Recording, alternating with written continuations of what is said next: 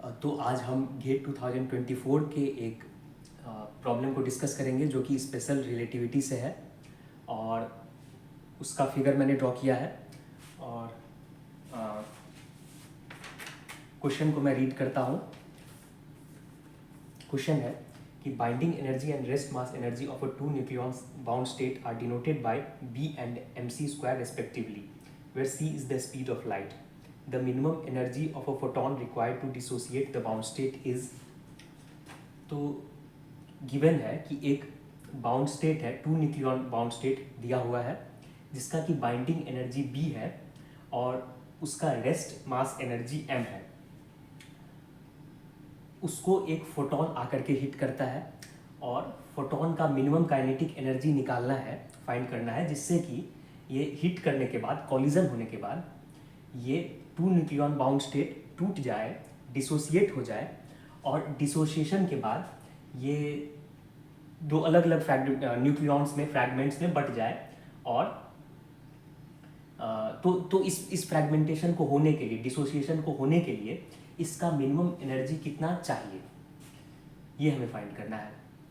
तो इस तरह के प्रॉब्लम्स जब कभी देखेंगे कि अगर स्पेशल रिलेटिविटी से ऐसे प्रॉब्लम्स हैं जिसमें कि मिनिमम एनर्जी बाहर से कितना सप्लाई करना पड़े, मिनिमम एनर्जी या फिर मैक्सिमम एनर्जी से रिलेटेड कुछ निकालना हो, तो सबसे पहले इस क्वांटिटी के इनवेरिएंस को कंसिडर करेंगे।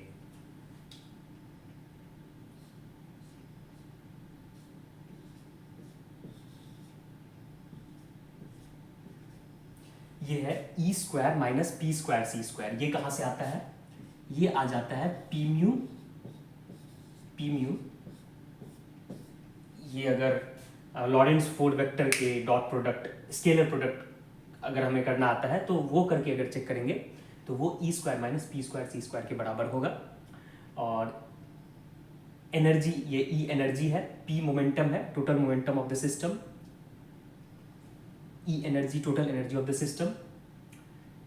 तो ये यहाँ से आ जाता है। ये लॉरेंट्ज इनवेरिएंट क्वांटिटी है, क्योंकि ये लॉरेंट्ज इनवेरिएंट क्वांटिटी है, तो ये भी लॉरेंट्ज इनवेरिएंट क्वांटिटी है। या मतलब कि अलग अलग लॉरेंट्ज फ्रेम से, अलग अलग फ्रेम्स ऑफ रेफरेंसेस से ये नहीं बदलने वाला है। और एनर्जी ई कंजर्व रहेगा individually, momentum P, energy E before the collision और आफ्टर द कॉलिजन कंजर्व रहेगा, मोमेंटम पी भी कंजर्व रहेगा। तो ये क्वांटिटी जो है ये फ्रेम ऑफ रेफरेंसेस के इनवेरिएंट है, साथ ही साथ ये बिफोर द कॉलिजन मतलब टाइम इनवेरिएंट भी है। तो बिफोर द कॉलिजन और आफ्टर द कॉलिजन भी ये क्वांटिटी इनवेरिएंट रहेगा। ठीक है, तो इसी से ट्राई करते हैं क्वेश्चन को सॉल्व करने का। तो हम कौन से, सबसे पहले ये सोचना है कि हम कौन से रेफरेंस फ्रेम्स को चूज करें। मतलब इसके इनवेरिएंट्स को लिखने के लिए तो एक LHS लिखेंगे, एक RHS लिखेंगे, LHS और RHS। तो एक बिफोर द कॉलिजन लिखेंगे, एक आफ्टर द कॉलिजन लिखेंगे। तो बिफोर द कॉलिजन में कौन से फ्रेम ऑफ रेफरेंस से बैठ करके हम इस क्वांटिटी को लिखना चाहिए, और कॉलिजन के बाद कौन से फ्रेम ऑफ रेफरेंस पे बैठ करके मुझे इसी क्वांटिटी को फिर से आफ्टर द कॉलिजन किस फ्रेम से लिखने पे सबसे आसानी से ये सॉल्व, मतलब हमें जो कुछ भी फाइंड करना है वो सॉल्व हो जाएगा। तो स्टार्ट करते हैं कि इसको बिफोर द कॉलिजन अब कुछ मानते हैं कि गिवन था B और M, बाइंडिंग एनर्जी B और मास, रेस्ट मास एनर्जी M इस टू न्यूक्लियॉन सिस्टम का गिवन था, और कुछ भी क्वेश्चन में गिवन नहीं था, और ये बस मैंने लिखा है। और अब मानते हैं कि EP जो है वो एनर्जी ऑफ फोटोन है, photon energy.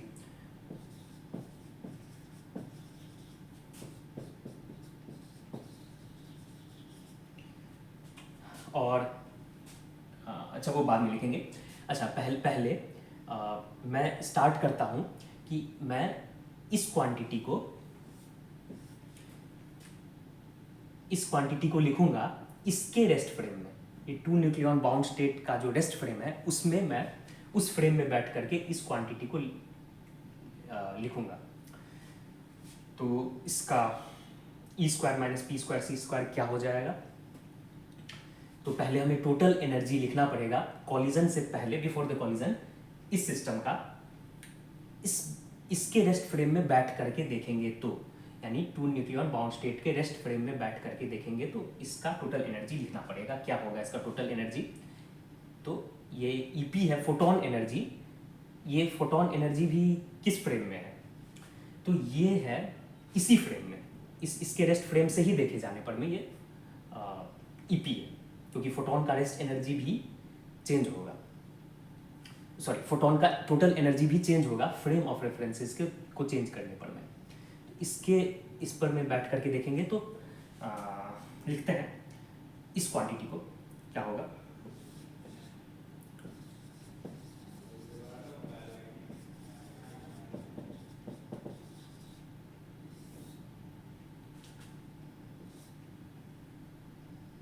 Total energy will be EP, इसका एनर्जी है, फोटोन का एनर्जी है, जो कि पूरा का पूरा काइनेटिक एनर्जी ही है, प्लस इसके पास कौन सा एनर्जी है? क्योंकि हम इसके रेस्ट फ्रेम से देख रहे हैं तो इसका सिर्फ और सिर्फ रेस्ट मास एनर्जी ही है, इसके पास काइनेटिक एनर्जी नहीं है। तो ईपी प्लस mc², इसका होल स्क्वायर माइनस p²c²। ठीक है, तो p²c² अगर लिखेंगे तो p क्या है? p total momentum of the system, इस सिस्टम का टोटल मोमेंटम है। तो कॉलिजन से पहले इसके पास इंडिविजुअली इस न्यूक्लियन बाउंड स्टेट के पास तो कोई मोमेंटम नहीं है, सारा का सारा मोमेंटम किसके पास है? तो इसके पास है, फोटोन के पास है। फोटोन के पास मोमेंटम कितना है? मोमेंटम फोटोन के मोमेंटम कितना है? तो p बराबर p equal to E/c, EP/c, मतलब उसके ये फोटोन का एनर्जी मोमेंटम रिलेशन हमें पता है, क्योंकि उसका मास 0 होता है, रेस्ट मास 0 होता है, इसीलिए उसका अगर p²c² लिखें, मोमेंटम फोटोन का p²c² तो वो कितना हो जाएगा? वो EP²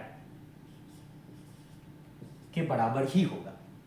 ये फोटोन का ये मतलब ये total momentum, total p²c² of the system before the collision, वो इसका मोमेंटम 0 हो गया, और इसी का मोमेंटम सिर्फ हमने लिखा, जो कि इसको कि c² से मल्टीप्लाई करने पर में वो EP² ही हो जाएगा। ये ट्रिवियल चीज़ है। फोटोन का रेस्ट एनर्जी, फोटोन का total energy equal to p²c², उसका kinetic energy multiply by c² के बराबर होता है। तो ऐसे लिख सकते हैं। ये बिफोर द कॉलिजन ये क्वांटिटी है। अच्छा, आफ्टर द कॉलिजन क्या होगा?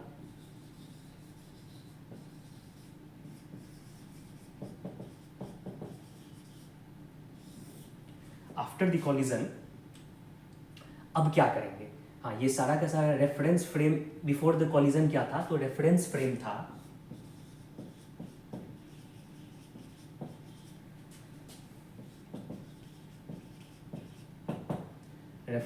था बिफोर द कॉलिजन वाले के लिए rest frame of this bound state, इसके रेस्ट फ्रेम से देख रहे थे। आफ्टर द कॉलिजन जो रेफरेंस फ्रेम चूज करेंगे वो रेफरेंस फ्रेम होगा, कन्वीनियंट रेफरेंस फ्रेम जो होगा वो होगा इसके 0 मोमेंटम फ्रेम पे बैठ करके देखने पर में, वो उस रेस्ट फ्रेम से हम लोग इस क्वांटिटी को लिखेंगे।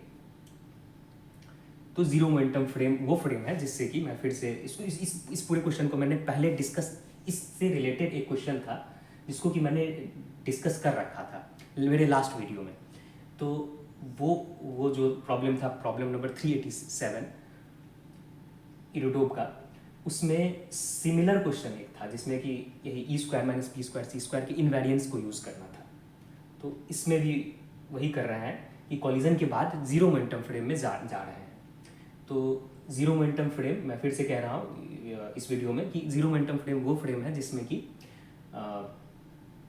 इसका टोटल मोमेंटम 0 होगा। टोटल मोमेंटम जिस फ्रेम से 0 हो जाए वही इसका 0 मोमेंटम फ्रेम है। तो उस फ्रेम से देखेंगे तो यही क्वांटिटी उस वाले फ्रेम में आफ्टर द कॉलिजन क्या होगा? तो वो होगा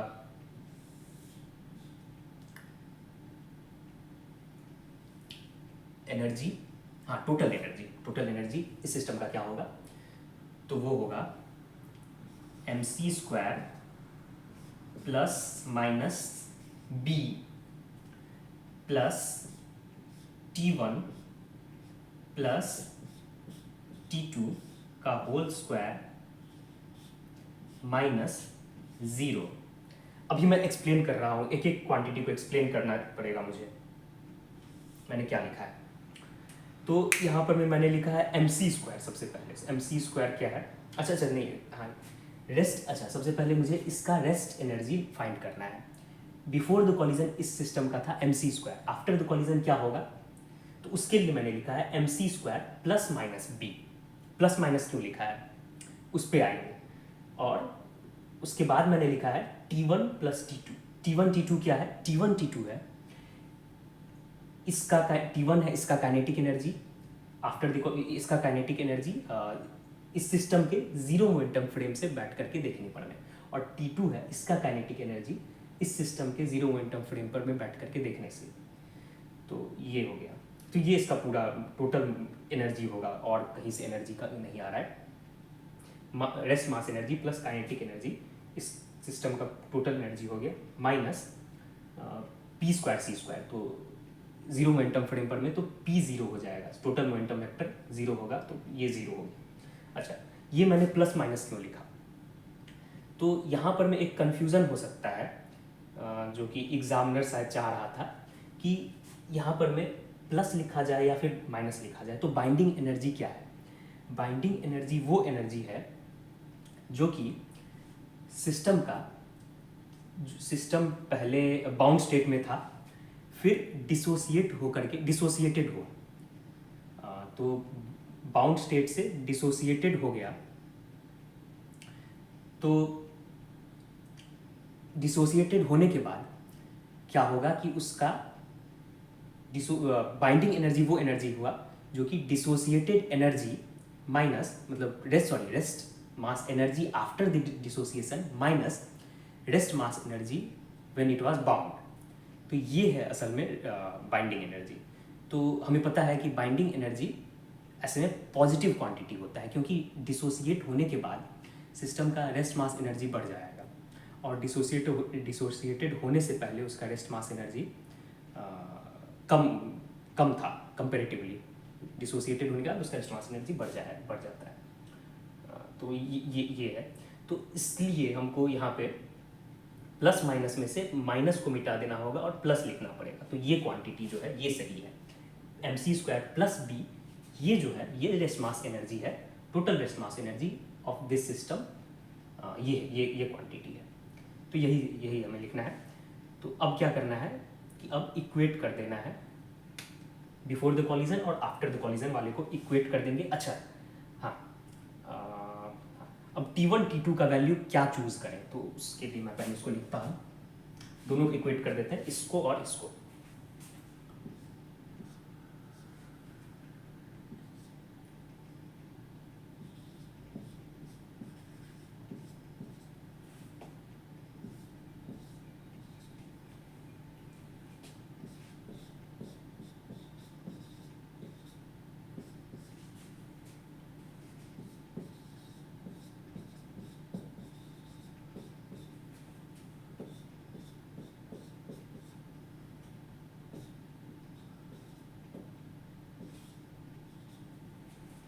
हाँ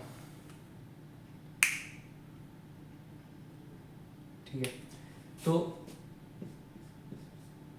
आगे बढ़ेंगे। हाँ, तो ये हो जाएगा EP² plus 2EP mc² plus mc² whole square equal to, इस साइड यही रहने देते हैं सेम क्वांटिटी mc² प्लस, अच्छा इधर एक माइनस EP² रह गया, और इधर यही सेम क्वांटिटी है plus b plus T1 plus T2 का होल स्क्वायर। तो ये कैंसिल हो गया। तो ईपी को अब हमें ये चीज़ एलएचएस में बचा है और ये चीज़ आरएचएस में बचा है। तो ईपी को मिनिमाइज करना है, ठीक है। ईपी को मिनिमाइज करना है, मतलब जो मिनिमम काइनेटिक एनर्जी हमें फोटोन को देना चाहिए था, सच दैट कि ये प्रोसेस हो जाए, डिसोसिएशन हो जाए। एक और चीज़ कि फोटोन जो है वो कॉलिजन होने के बाद फोटोन नहीं बच रहा है, फोटोन चला गया।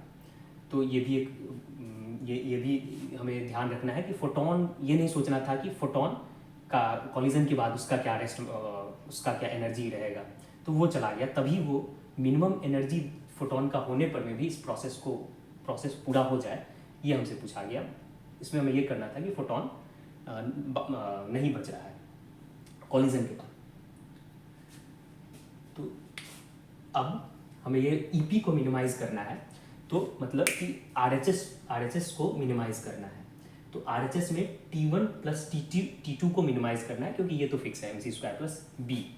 तो T1 प्लस T2 जो क्वांटिटी है, अगर T1 और T2 दोनों जीरो हो जाए तो T1 प्लस T2 जीरो हो जाएगा।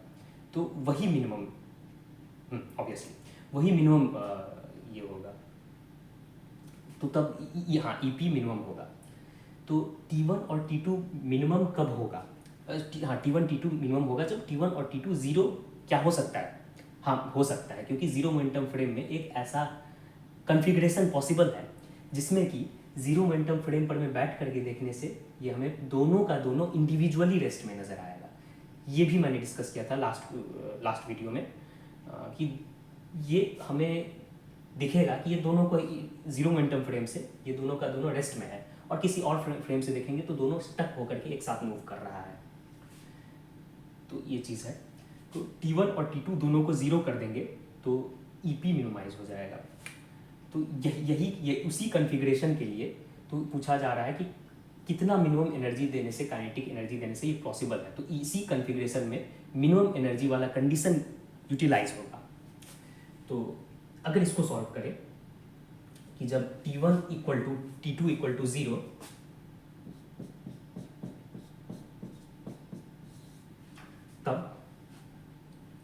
तब ईपी हो जाएगा। इसको सॉल्व करना पड़ेगा, एक दो स्टेप का है।